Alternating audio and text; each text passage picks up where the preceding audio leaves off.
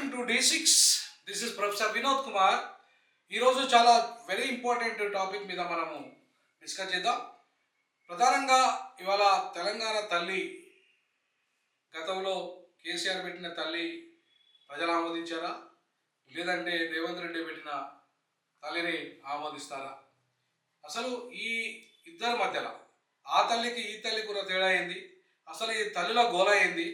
ఎందుకు ఈ తల్లిలో గోల వచ్చింది?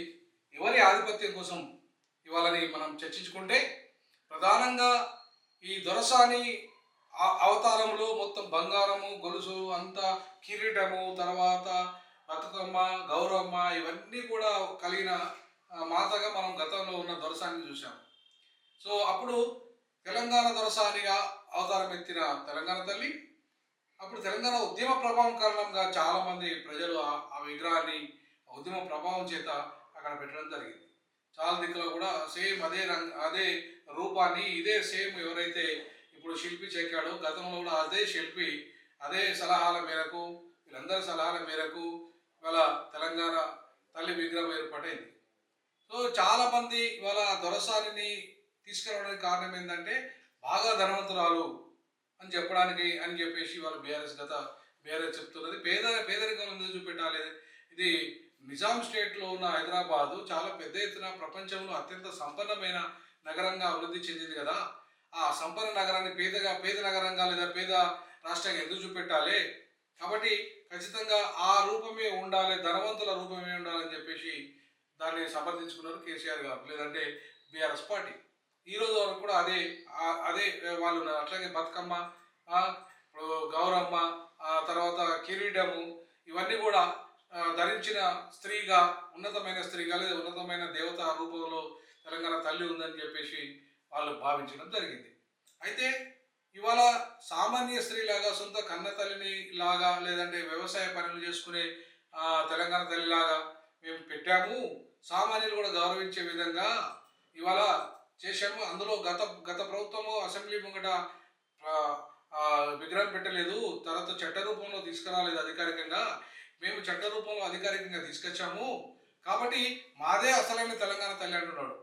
అయితే ఇవాళ ఈ తల్లి ఏమో పటేళ్ల తల్లిలాగా ఉన్నది, ఆ తల్లిలో వెలమ దొరల తల్లిలాగా ఉంది. అంటే దొర అయినా పటేల్ అయినా ఇద్దరు ఆ తల్లిలో ఎవరైనా సరే అగ్రవర్ణాలకు ప్రతిరూపమే. తెలంగాణలో 7% అగ్రవర్ణాలు ఎవరైతే ఉన్నారో అందులో వెలమారెడ్డి ఆధిపత్యంగా తెలంగాణ ఉద్యమాన్ని మార్చిన చరిత్ర, ఘన చరిత్ర ఎవరిదంటే అటువైపు కేసీఆర్ది, ఇటువైపు కోదండరామరెడ్డి, జానారెడ్డి ఇలాంటి వాళ్ళది. సో వాళ్ళిద్దరి అంటే అటు రెడ్డి వెలమ ఫైట్ కారణంగా తెలంగాణలో వాళ్ళ ఆధిపత్యం కారణంగా ఇవాళ తొలి ముఖ్యమంత్రిగా నిజంగా 93% నుండి ఎవరైతే ఉన్నారో, ఏది ఎస్సీ, ఎస్టీ, బీసీ మైనార్టీలు, ముఖ్యంగా తెలంగాణ ఉద్యమకారులైన ఎవరైతే మనకు మందకృష్ణ మాదిగన్న కావచ్చు, గద్దరన్న కావచ్చు, ఇట్లాంటి వాళ్ళు ఎవరైతే ఉన్నారో తెలంగాణలో ఆట ఆడిండ్రు, పాట పాడిండ్రు, ఉద్యమాలు చేసిండ్రు.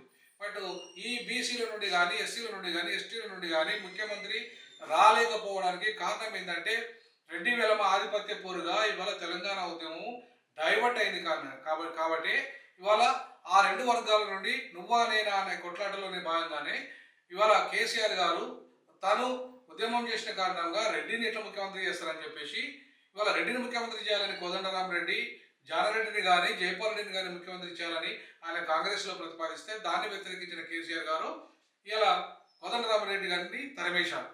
సో తన దగ్గరికి వెళ్ళి తరిమేసిన కారణంగా ఆయన పోయి మళ్ళీ తిరిగి రేవంత్ రెడ్డి సంఘాలు చేరిండు. సో ఇట్లా అంటే రెడ్ల సంఘాలు చేరిపోయి ఆయన సొంత కుంపటి పెట్టుకున్నాడు. అయినా సరే ఎక్కడ కూడా ఒక్క సీటు కూడా గెలవని పరిస్థితి. ఇవాళ ఏదో రేవంత్ రెడ్డి దయ వల్ల ఎమ్మెల్సీ అయిన పరిస్థితి. సో అయితే రెడ్డి వెలమ ఇద్దరు కూడా అంటే వాళ్ళ ప్రతిబింబాలుగా, వెలమల ప్రతిబింబంగా తెలంగాణ తల్లి వాళ్ళు రూపొందించుకుంటే, రెడ్ల ప్రతిబింబంగా తెలంగాణ పటేళ్ల ప్రతిబింబంగా వీళ్ళు తెలంగాణ తల్లిని రూపొందించారు తప్ప ఈ 93% ఉన్న బహుజన సమాజం నుండి, ముఖ్యంగా ఈ తెలంగాణ నిజాం దొరలకు వ్యతిరేకంగా, అట్లాగే భూస్వాములకు వ్యతిరేకంగా, దొరలకు వ్యతిరేకంగా కొట్లాడిన చాకలి ఐలమ్మ లాంటి పోరాట యోధురాల్ని ఇవాళ మందకృష్ణ మాదిగన ఖచ్చితంగా తెలంగాణ తల్లి ఇదే అని చెప్పేసి గతంలో కేసీఆర్ గారి మీద కొట్లాడడం జరిగింది.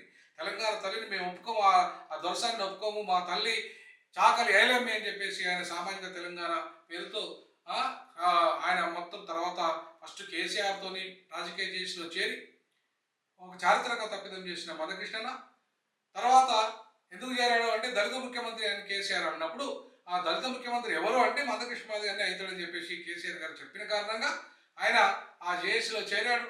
దళిత ముఖ్యమంత్రి దగా చేయడమే కాకుండా దళితులను తీవ్రంగా అణిచివేసిన చరిత్ర కూడా గత ప్రభుత్వాన్ని. సో అందుకే మళ్ళీ తిరుగుబాటు చేసిన మందకృష్ణ కేసీఆర్ను దొరతనాన్ని ఆయన ఏదైతే దళిత వ్యతిరేక విధానాలను తీవ్రంగా ఖండించడమే కాకుండా కేసీఆర్ ఆ దొరసాని మా తెలంగాణ తల్లి కాదు, మా చాకలేలమ్మే తెలంగాణ తల్లి అని చెప్పేసి కూడా ఆయన మొత్తం 33 జిల్లాల యాత్ర కూడా చేయడం జరిగింది. సో ఈ క్రమంలో మనం గమనిస్తే ఇవాళ ఈ రెడ్డి రూపంలో పటేల్ రూపంలో ఉన్న తెలంగాణ తల్లికి అంటే పటేలమ్మకు రూపంలో ఉన్న తెలంగాణ తల్లికి దొరసాని రూపంలో ఉన్న తెలంగాణ తల్లికి పేద ఇద్దరికి పోలికలతోనే ఉండవచ్చు కానీ అటు వాళ్ళిద్దరి ఇజం ఒకటే. వాళ్ళిద్దరి ఇజం ఏంటంటే మైనార్టీలు ఆయన 1% ఉన్న వెలుమలు 4% ఉన్న రెడ్లు. ఇవాళ నువ్వా ముఖ్యమంత్రి నేనా ముఖ్యమంత్రి అనే పరిస్థితులలో ఆయన 10 ఏళ్ళు పరిపాలించిండు. మళ్ళీ నేనే ఒక్కనే 10 ఏళ్ళు పరిపాలిస్తాను, ఆ తర్వాత మళ్ళీ కోమటిరెడ్డి పరిపాలిస్తాడు. అంటే గత ఉమ్మడి ఆంధ్రప్రదేశ్లో 55 ఏళ్ళు రెడ్డి పరిపాలిస్తాడు. తర్వాత ఇవాళ ఒక దళితుడు ఏదో ఇద్దరు రెడ్ల మధ్య కొట్లాడైతే 4 రోజులు దళితుడిని పెట్టిన చరిత్ర ఇలా కాంగ్రెస్ పార్టీకి ఉంది తప్ప అసలు దళితుడిని కావాలని పెట్టలేదు. సరే దళితునికి సంపూర్ణమైన టైం కూడా ఇవ్వలేదు. సో కాబట్టి బీసీలకు అసలే అవకాశం ఇవ్వలేదు, మైనార్టీలకు కానీ ఎస్టీలకు కానీ మా ముఖ్యమంత్రి అయ్యే అర్హత లేదు ఆ ఉమ్మడి ఆంధ్రప్రదేశ్. మరి తెలంగాణలో కనీసం అవుతారా అనుకుంటే అది ఆ పరిస్థితి లేకుండా పోయింది. చిన్న రాష్ట్రాల ఏర్పాటు చిన్న కులాలకు తోడ్పడిన బాబాసాహెబ్ అంబేద్కర్ కళ విరుద్ధంగా ఆయన ఆశయానికి విరుద్ధంగా అటు వెలమలు ఇటు రెడ్లు మాత్రమే అధికారం రావడానికి కారణం ఏంటంటే ఈ ఎస్సీల నుండి మందకృష్ణ లాంటి వాళ్ళు కావచ్చు, గద్దరన్న లాంటి వాళ్ళు కావచ్చు, ఆరకృష్ణ లాంటి వాళ్ళు కావచ్చు, ఇంకా మిగతా నాయకులు ఎవరైతే ఉన్నారో ఈ కుల సంఘాల నాయకులు ఎవరైతే ఉన్నారో వీళ్ళెవరు రాజకీయ పార్టీ పెట్టకపోవడం, రాజకీయ నిర్ణయాలు తీసుకోకపోవడం, అలాగే విద్యార్థి జేఏసీని కనీసం మద్దతు ఇచ్చి దాన్ని ఎన్నికల్లో పోటీ చేయించకపోవడం, దానివల్ల ఇవాళ ఈ పరిస్థితి దాపరించింది. వెలమ వర్సెస్ రెడ్డిగా మారింది. ఇవాళ 93 వర్సెస్ 7, 93 వర్సెస్ 7గా మారకుండా ఇవాళ 7 వర్సెస్ 93 అయిపోయింది. అంటే 7% మన అగ్రవర్ణాలు అధికారంలోకి రావాలి, వాళ్ళే పంపిణీ చేయాలి, వాళ్ళే రిజర్వేషన్ పంచాలి, వాళ్ళే అన్ని పంచాలి. 93% ఉన్న వాళ్ళు ఇట్లా అడుక్కునే పరిస్థితులలో, దాసోహమయ్యే పరిస్థితులలో ఇవాళ ఉన్నది తెలంగాణ సమాజం. అంటే కారణం ఏంటంటే ఇట్లే తల్లుల సింబాలికరే దొరలు పరిపాలిస్తున్నారు కాబట్టి దొరసాన్లు ఇవాళ తల్లులుగా మారిండ్రు. మరి దొరసాని తల్లులుగా మారినా సరే కనీసం మహిళల నుండి ఎవరికైనా వీళ్ళు అవకాశాలు ఇచ్చారంటే అదేమి లేదు.